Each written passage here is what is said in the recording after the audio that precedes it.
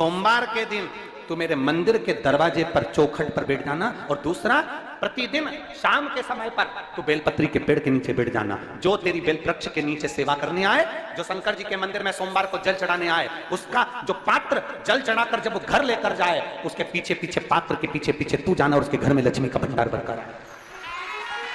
लक्ष्मी बेलपत्र के वृक्ष के नीचे तू विराजमान हो जा। उस बेलपत्र के वृक्ष के नीचे जो बुआरी लगाए, सेवा करे, चाकरी करे, एक बेटी को जैसे बड़ा करते हैं वैसे बेलपत्री के वृक्ष को जो बड़ा करे, बेलपत्री के वृक्ष का जो पालन करे, पोषण करे, उसकी संभाल करे, उस बेलपत्री के वृक्ष को जैसे जैसे वो उन्नति करे वैसे वैसे उसके घर में समृद्धि बढ़ते जाए। जिसका खुद का मकान नहीं हो, खुद का मकान नहीं हो, किराए के मकान में रहते रहते जिंदगी बीत रही हो, खुद का नहीं, और बहुत दुख का जीवन चल रहा हो, बहुत कष्ट का जीवन, बहुत अपना खुद का कोई मकान नहीं, मान लो प्लाट है पर मकान बन नहीं रहा, या कोई प्रॉपर्टी अपनी नहीं बन रही, तो हम इस व्यासपीठ से कहना चाहेंगे कि एक प्रयोग अवश्य करिएगा, एक प्रयोग अवश्य। अपने आसपास के 5-6 बेलपत्र के वृक्ष देख लीजिए, अपने आसपास के नजदीक के 5-6 बेलपत्र के बड़े बड़े वृक्ष देख लो या छोटे वृक्ष देख लो। उन 5-6 वृक्ष को धीरे धीरे उनकी सेवा करना प्रारंभ करो, उन वृक्षों को बड़ा करना प्रारंभ करो, उन वृक्ष के नीचे सफाई करना प्रारंभ करो, उन वृक्ष को जल देना प्रारंभ करो, उन वृक्ष को आप खाद देना प्रारंभ करो, उन वृक्ष की सेवा संभाल करना प्रारंभ कर दो, उस वृक्ष के नीचे बुआरी काटना प्रारंभ कर दो, झाड़ू लगाना प्रारंभ कर दो, उस वृक्ष के नीचे सफाई करना प्रारंभ कर दो। उस बेलपत्री के 5-6-7 वृक्ष को आप गोद ले लो। गोद लेना मतलब मैं इसकी सेवा करूंगा, मैं इसमें जल दूंगा, मैं इसके खाद दूंगा, मैं इसकी सेवा करूंगा, कुछ मत करो, बस केवल इस शरीर से उस बेलपत्र के वृक्ष की सेवा करना रोज प्रारंभ कर दो। 6 महीना इंतजार करना और 6 महीना लगातार सेवा करना, 7वां महीना आपका और हमारा, और बताना कि भोलेनाथ ने प्रॉपर्टी दिलाई कि नहीं दिलाई और आगे बढ़ाया।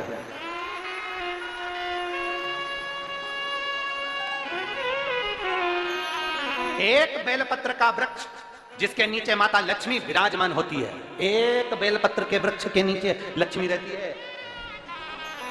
दुनिया के लोग कहते हैं लक्ष्मी जी का दिन कौन सा है, बोलो जम के जल्दी से। शुक्रवार। दुनिया के लोग कहते हैं लक्ष्मी जी का दिन शुक्रवार है, पर माता लक्ष्मी से पूछा जाए कि तुम्हारी माता ख्याति देवी नारायण भगवान के साथ तुम्हारी शादी नहीं कर रही थी, शंकर को लक्ष्मी दे रही थी, तब तुमने भगवान शंकर से विनती करी, भोले बाबा मैं नारायण से प्रेम करती हूँ, भगवान नारायण से मेरा विवाह हो। तो माता ख्याति देवी से शंकर भगवान ने विनय कर कहा कि लक्ष्मी जी का विवाह नारायण के साथ कर दिया जाए। भगवान नारायण के साथ जब लक्ष्मी जी का विवाह हो गया, तब लक्ष्मी जी हाथ जोड़कर बोलती हैं, बाबा मेरा विवाह नारायण के साथ हो गया, पर मैं आपके चरणों की सेवा करना चाहती हूँ, बाबा आप कृपा करिए कि मैं क्या करूं आपके लिए। शंकर भगवान कहते हैं लक्ष्मी बस 2 चीजें कर दे, एक सोमवार के दिन तू मेरे मंदिर के दरवाजे पर चौखट पर बैठ जाना, और दूसरा प्रतिदिन शाम के समय पर तू बेलपत्री के पेड़ के नीचे बैठ जाना। जो तेरी बेल वृक्ष के नीचे सेवा करने आए, जो शंकर जी के मंदिर में सोमवार को जल चढ़ाने आए, उसका जो पात्र जल चढ़ाकर जब वो घर लेकर जाए, उसके पीछे पीछे पात्र के पीछे पीछे तू जाना और उसके घर में लक्ष्मी का भंडार भरकर आए। लक्ष्मी बेलपत्र के वृक्ष के नीचे तू विराजमान हो जा। उस बेलपत्र के वृक्ष के नीचे जो बुआरी लगाए, सेवा करे, चाकरी करे, एक बेटी को जैसे बड़ा करते हैं वैसे बेलपत्री के वृक्ष को जो बड़ा करे, बेलपत्री के वृक्ष का जो पालन करे, पोषण करे, उसकी संभाल करे, उस बेलपत्री के वृक्ष को जैसे जैसे वो उन्नति करे वैसे वैसे उसके घर में समृद्धि बढ़ते जाए, उसके घर में वैभव बढ़ते जाए। ये शंकर भगवान माता लक्ष्मी से करे, भगवान शिव माता लक्ष्मी से करे। तो भस्म, अगर शिव के मंदिर में भस्म मिल जाए, शंकर पर चढ़ी हुई भस्म अगर मिल जाए तो, और अगर भस्म ना मिले ना, तो शंकर के जो शंकर भगवान का जो शिवलिंग है, शिवलिंग के आसपास में जो जलाधारी है, यहाँ अगर भस्म ना मिले तो इस जलाधारी पर अपना हाथ स्पर्श कर कर अपने तन पर उसको लगाकर जरूर आओ। भस्म, एक शंकर पर चढ़ा हुआ जल, दूसरे नंबर पर है शंकर पर चढ़ी हुई भस्म, ये 2 स्पर्श जरूर, स्पर्श। एक भस्म का एक बड़ा सुंदर चरित्र आता है। दूसरा, जिस भूमि पर बैठकर कथा सुनो उसकी रज को अपने मस्तक पर थोड़ा सा लगाकर अवश्य जाओ, तो जीवन का एक आनंद है। और शंकर के मंदिर में जाओ तो 2 चीजें अवश्य लेकर आओ। पहला, शंकर जी पे चढ़ा हुआ, जम के बोलो, जल अवश्य लेकर आओ, क्योंकि जब तुम जल लेकर आते हो, पात्र लेकर आते हो, तो मेरा महादेव लक्ष्मी जी को तुम्हारे पीछे पीछे तुम्हारे घर तक भेज देगा। चढ़ी हुई बेलपत्र मत खाओ, लोग कहेंगे शंकर पर चढ़ा हुआ ये मत खाओ। हम इस व्यासपीठ से निवेदन करना चाहेंगे कि आप अगर दिल रखकर अपने बाबा से कहोगे ना, तो बाबा पर चढ़ा हुआ जो जल है ना, वो जल साधारण नहीं रहता। मेरा भोलेनाथ जब दुनिया को अमृत देता है तो तुमको भी अमृत दे देगा।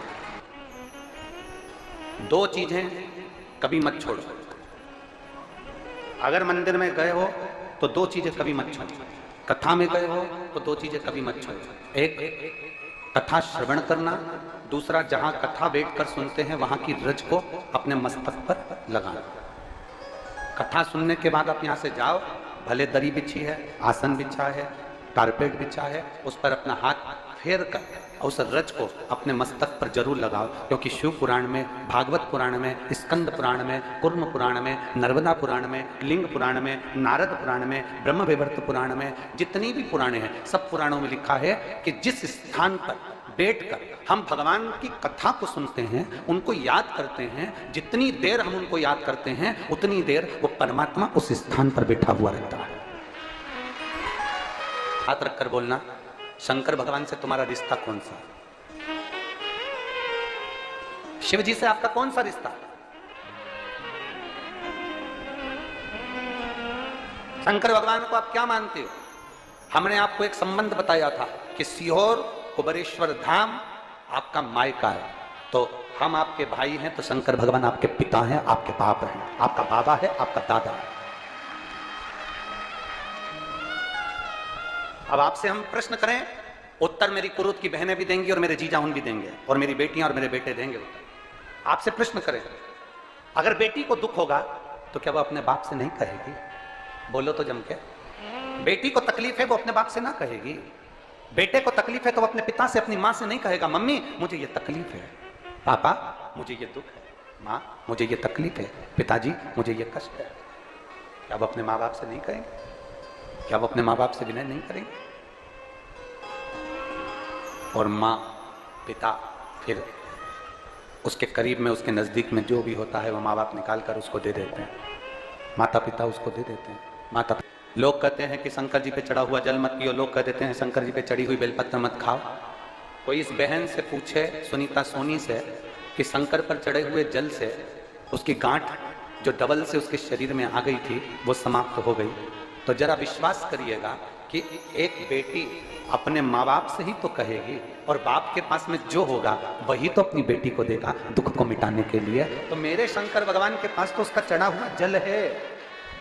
दूसरा, जिस भूमि पर बैठकर कथा सुनो उसकी रज को अपने मस्तक पर थोड़ा सा लगाकर अवश्य जाओ, तो जीवन का एक आनंद है।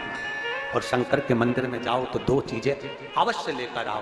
पहला, शंकर जी पे चढ़ा हुआ, जम के बोलो, जल अवश्य लेकर आओ। क्योंकि जब तुम जल लेकर आते हो, पात्र लेकर आते हो, तो मेरा महादेव लक्ष्मी जी को तुम्हारे पीछे पीछे तुम्हारे घर तक भेज देगा। दो चीजें लेकर अवश्य आओ। और शिव पुराण में जाओ तो दो चीजें लेकर अवश्य जाओ। पहले नंबर पर शंकर की कथा और अपने अंदर विश्वास कि मेरे महादेव की मैंने कथा सुनी है, अब मैं भटकूंगी नहीं। सारी दुनिया में मैंने ठोकर खा ली, अब कहीं ठोकर नहीं खाऊंगी, अब तो दरवाजे पर महादेव के जाऊंगी, बाकी की कह। दूसरा, कथा में बैठी हूं, बाबा के इस रज को, ये रज नहीं है, ये धूल नहीं है, ये मेरे बाबा के कैलाश 12 ज्योतिर्लिंग का चंदन है, इसको मस्तक चढ़ाऊंगी अपने हृदय से। लाते हो आप लोग? हाथ उठाओ जरा, रख लो, बहुत बढ़िया, प्रणाम आपको सभी को, नमन। 2 बूंद जल लेकर आओ, पगला नहीं पियो तो उस जल को अपने घर में छींट दो। नहीं पी सकते उस जल को छींट दो। सारे घर के लोग नहीं पी रहे, उस जल को मटके में डाल दो, हंडे में डाल दो। 2 बूंद जल हंडे में डाला, सब पी गई। आपको अलग अलग किसी को देने की जरूरत नहीं पड़ती, किसी को नहीं। हंडे में डाल दो, मटके में डाल दो, सब उस पानी को पीना डाल दो।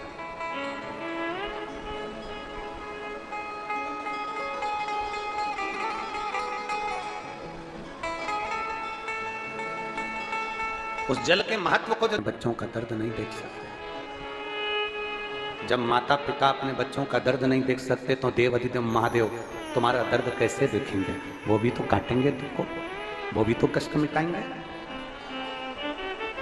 दो चीजें कथा में जाकर ले, एक जहां जगह मिल जाए वहां बैठकर कथा सुनो, धूप लगे, पंडालों की इतनी व्यवस्था नहीं हो पाती है, पंडाल लगाने वाले टेंट लगाने वाले टेंट लगा लगा के थक जाते हैं, तो अपने साथ एक छाता लेकर चलो,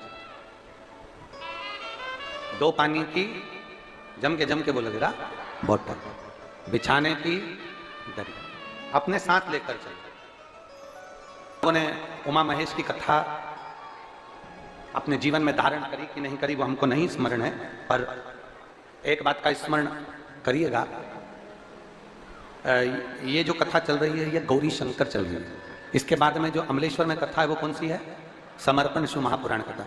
उस समर्पण शिव महापुराण की कथा जब 2 तारीख को विराम हो जाएगी, तब उसके बाद में जो कथा 6 जून को प्रारंभ होगी सोलापुर महाराष्ट्र में, उस कथा का नाम रहेगा उमा महेश शिव महापुराण की कथा। उसको जरूर सुनो।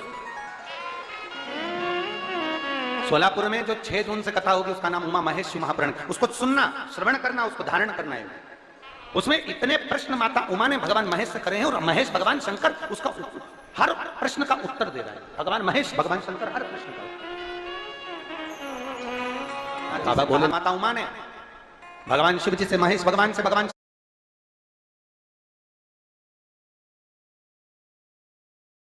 शंकर से करेंगे, बाबा भोलेनाथ जी बताओ, संसार में जन्म लेने वाले व्यक्ति के जीवन में उसके भाग्य में अगर सुख नहीं है, उसके भाग्य में खुशियां नहीं है, उसके भाग्य में कोई अच्छा है ही नहीं, तो वो जीव क्या करेगा?